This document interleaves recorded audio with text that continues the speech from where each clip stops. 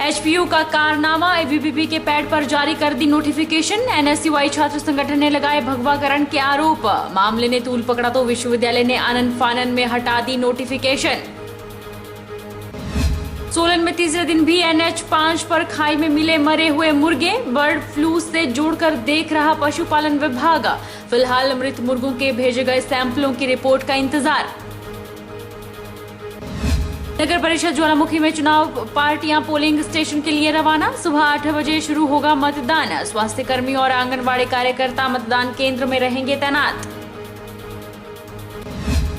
और बथेरी पंचायत के पूर्व प्रधान ने मतदाता सूची में नाम न होने पर भी प्रत्याशी को चुनाव चिन्ह आवंटित करने के लगाए आरोप। जिला निर्वाचन अधिकारी से कड़ा संज्ञान लेने की रखी मांग। नमस्कार, आप देख रहे हैं HP 24x7। मैं हूं जनीशा। हिमाचल प्रदेश विश्वविद्यालय की एक बड़ी चूक सामने आई है। विश्वविद्यालय प्रशासन ने बीएड की अधिसूचना छात्र संगठन अखिल भारतीय विद्यार्थी परिषद के पैड पर जारी कर दी। हालांकि जैसे ही मामले ने तूल पकड़ा तो विश्वविद्यालय ने आनन फानन में नोटिफिकेशन हटा दी। वहीं इस मामले को लेकर छात्र संगठन एनएसयूआई विश्वविद्यालय का भगवाकरण करने के गंभीर आरोप विश्वविद्यालय प्रशासन पर लगाए हैं। छात्र संगठन एनएसयूआई विश्वविद्यालय का भगवाकरण करने के गंभीर आरोप विश्वविद्यालय प्रशासन पर लगाए गए हैं। उनका कहना है कि बीते दिनों काउंसलिंग को लेकर 1 जनवरी को प्रदेश विश्वविद्यालय की वेबसाइट पर काउंसलिंग की नोटिफिकेशन जारी की गई। नोटिफिकेशन को डाउनलोड किया जा रहा है तो वह एबीवीपी के पैड पर डाउनलोड हो रही है। वहीं बीते कल विश्वविद्यालय प्रशासन ने करीब रात 11 बजे इसे बदल दिया। एनएसयूआई छात्र इकाई के अध्यक्ष प्रवीण मीनास का कहना है कि विश्वविद्यालय का भगवाकरण किया जा रहा है। जहां शिक्षकों की नियुक्ति संघ विचारधारा के लोगों की जा रही है, वहीं विश्वविद्यालय का पैड की जगह संघ से संबंधित छात्र संगठन के पैड का प्रयोग किया जा रहा है।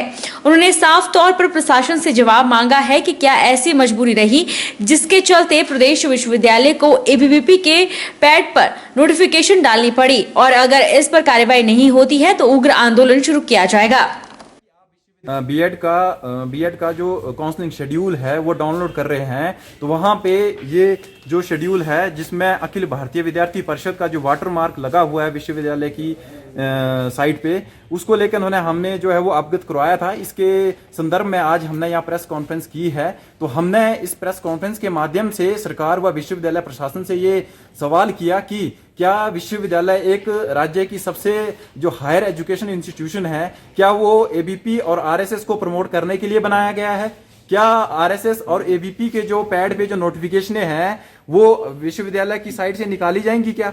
इन सब मुद्दों को लेकर आज हमने यहाँ प्रेस कॉन्फ्रेंस की है कि इस तरह की जो बात सामने आई है उसमें प्रॉपर जो है इंक्वायरी बिठाई जाए, और चाहे वो जानबूझ के की गई हो चाहे किसी भी तरीके से की गई हो, उसमें जो भी इसमें दोषी पाए जाते हैं इसकी टेक्निकल इंक्वायरी करके उसको सजा का प्रावधान किया जाए। सोलन कुमारहट्टी बाईपास पर राष्ट्रीय उच्च मार्ग नंबर 5 पर नई बनी टनल के पास सड़क किनारे खाई में करीब 200 से 300 मरे हुए मुर्गे मिले हैं।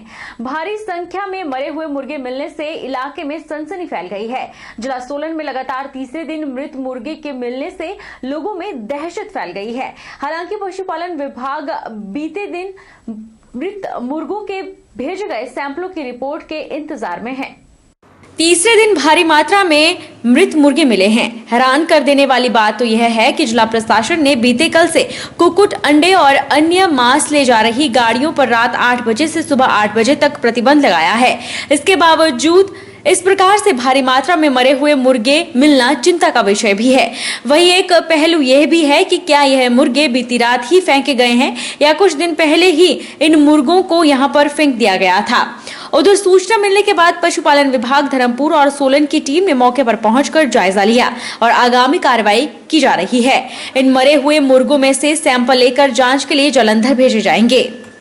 हालांकि कल जिलाधीश महोदय द्वारा स्ट्रिक्ट आदेश भी निकाले गए हैं। बैरियर्स पे भी हमारे स्टाफ और पुलिस वाले मिलकर तैनाती कर दी गई है। रात को 8 बजे से सुबह 8 बजे तक कोई भी गाड़ी जो पोल्ट्री बर्ड्स या चिकन या अंडे ला रही है उनको आने नहीं दिया जा रहा है। लेकिन फिर भी पता नहीं ये कहाँ से आज ये आए हैं, और अभी देखने पे ऐसा लग रहा है कि ये हो सकता है कि एक आधे दिन पुराने फेंके गए हों, 1-2 दिन। कारण तो अभी जब तक रिपोर्ट नहीं आती कुछ भी स्पष्ट नहीं किया जा सकता। हम तो बर्ड फ्लू की तरफ ही, हमें उसी का ज़्यादा खतरा है कि वो ना हो, ताकि हमारे ज़िला में जो पशु हैं, पक्षी हैं, उनको ये बीमारी ना फैले। गौरतलब है कि कालका शिमला नेशनल हाईवे 5 पर बुधवार और गुरुवार को चक्की मोड़ के साथ लगते क्षेत्र में भारी मात्रा में मरे हुए मुर्गे मिले थे। इसके बाद जिला प्रशासन की टीम द्वारा मुर्गों को प्रोटोकॉल के हिसाब से दबाया गया था और एरिया को सैनिटाइज किया गया था। लेकिन कहीं न कहीं सवाल यह उठता है कि इतनी बड़ी संख्या में मृत मुर्गे आखिरकार कहां से आ रहे हैं। हिमाचल प्रदेश के मंडी जिला में शुक्रवार को सन्यारडी में कुछ पक्षी मृत पाए गए हैं। पशुपालन विभाग की टीम ने एहतियातन इन सभी के सैंपल ले लिए हैं, जिन्हें वन विभाग ने जालंधर की रीजनल डिजीज डायग्नोस्टिक लेबोरेटरी में टेस्ट के लिए भेज दिया है। डीएफओ मंडी एसएस कश्यप ने बताया कि शुक्रवार को सन्यारडी से एक स्थानीय व्यक्ति ने विभाग को वहां एक साथ कुछ कौवों के मरे होने की सूचना दी, जिस पर तुरंत कार्रवाई करते हुए विभाग की टीम मौके पर गई। वहां 12 कौवे मरे मिले हैं।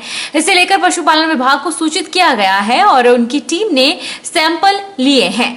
जिला प्रशासन और वन विभाग की वाइल्ड लाइफ विंग को भी इस बारे सूचित कर दिया गया है।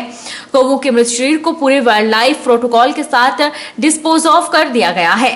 एसएस कश्यप ने कहा कि आमतौर पर सर्दियों के मौसम में कौवों की मृत्यु दर बढ़ जाती है, इसलिए ये स्वाभाविक मृत्यु के मामले हो सकते हैं। फिलहाल चिंता की कोई बात नहीं है। 2 से 3 दिन में सैंपल की रिपोर्ट आने पर स्थिति स्पष्ट हो जाएगी। रिपोर्ट के अनुसार ही आगे की कार्रवाई अमल में लाई जाएगी। मंडी जिला के मुख्यालय के समीप सन्यारडी गांव से हमें मृत कौवे पाए जाने की सूचना प्राप्त हुई थी, जिसको लेकर हमारे वन विभाग के स्थानीय कर्मचारियों ने मौका किया तो पाया कि वास्तव में वहाँ कुछ कौवे मृत पाए गए हैं। हमने क्षेत्रीय डिप्टी डायरेक्टर एनिमल हस्बेंड्री के ऑफिस में संपर्क किया और उन्होंने अपने डॉक्टर्स की टीम मौके पर भेजी। मौके से हमने इनके सैंपल्स कलेक्ट किए हैं, जिनको कि रीजनल डायग्नोस्टिक लेबोरेटरी जालंधर भेजा गया है, जिसकी रिपोर्ट 2 दिन में एक्सपेक्टेड है। जैसा कि आप जानते हैं कि हिमाचल प्रदेश में बर्ड फ्लू का स्केयर चल रहा है, उसके मद्देनज़र एहतियातन तौर पर हमने ये सैंपल्स लिए हैं और मुझे लगता है कि हर वर्ष वैसे भी कौवे की सर्दी के मौसम में मॉर्टेलिटी होती है, तो ये एक सामान्य घटना भी हो सकती है, लेकिन एहतियातन हमने ये सैंपल्स लिए हैं। उधर पांवटा साहिब के भूपुर में बड़ी संख्या में मरे हुए कौवे मिलने से क्षेत्र में दहशत है। पशुपालन विभाग की टीम ने कौवों के सैंपल इकट्ठा कर लिए हैं। लोगों को क्षेत्र में 150 से 200 कौवे मरने की आशंका है। लोग बर्ड फ्लू के खतरे को लेकर आशंकित हैं।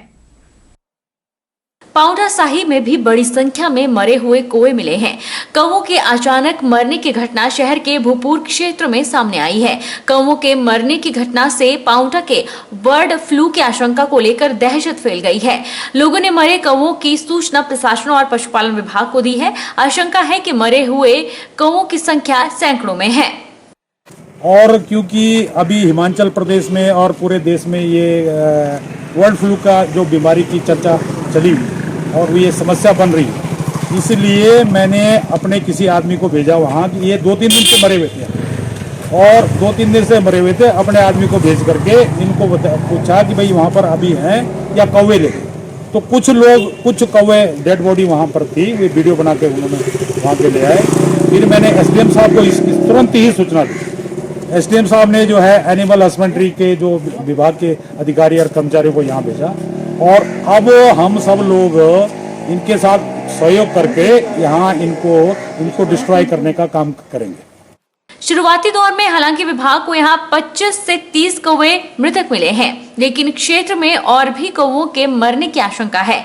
फिलहाल पशुपालन विभाग की टीम ने मौके पर पहुंचकर सैंपल इकट्ठा कर लिए हैं। सैंपल जांच के लिए अधिकृत लैब में भेजे जाएंगे। सैंपल जांच रिपोर्ट आने के बाद ही पता चल पाएगा कि कौवों की मौत बर्ड फ्लू से हुई है या इतनी बड़ी संख्या में कौवों के मरने का कोई और कारण है।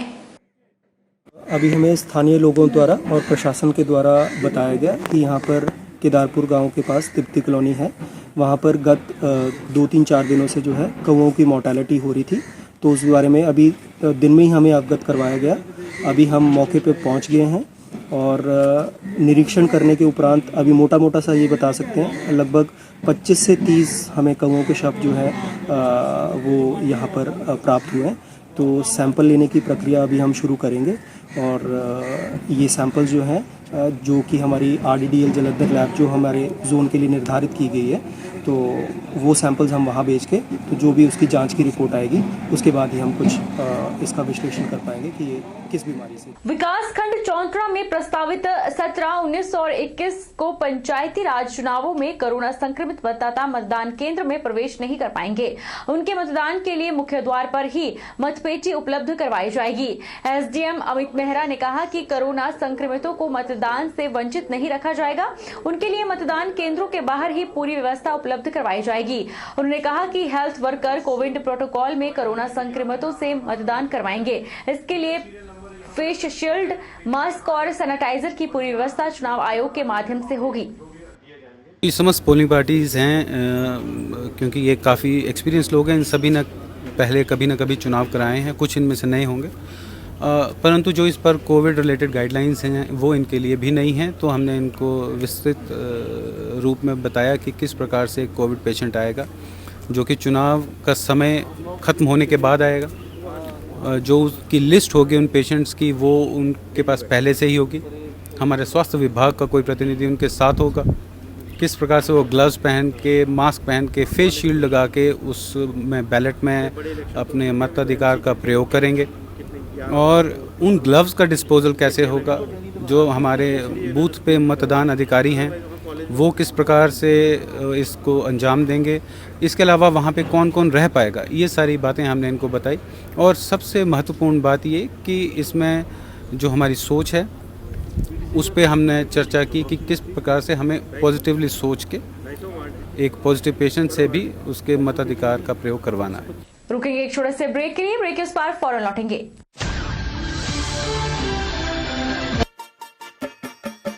छोटे, आज का मैच तेरी बैटिंग का असली टेस्ट है। टेस्ट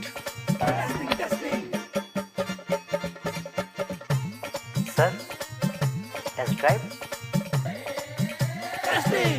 टेस्ट बहन जी मतलब टेस्ट तो कर लो।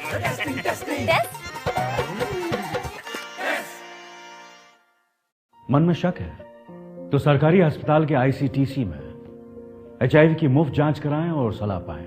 यह सब कॉन्फिडेंशियल है और किसी को पता भी नहीं चलेगा। अगर टेस्ट पॉजिटिव निकले तो मुफ्त चिकित्सा के लिए ART सेंटर में जरूर रजिस्टर करवाएं। HIV के साथ भी आप सामान्य जीवन जी सकते हैं। तो लीजिए एक कदम जिंदगी की ओर।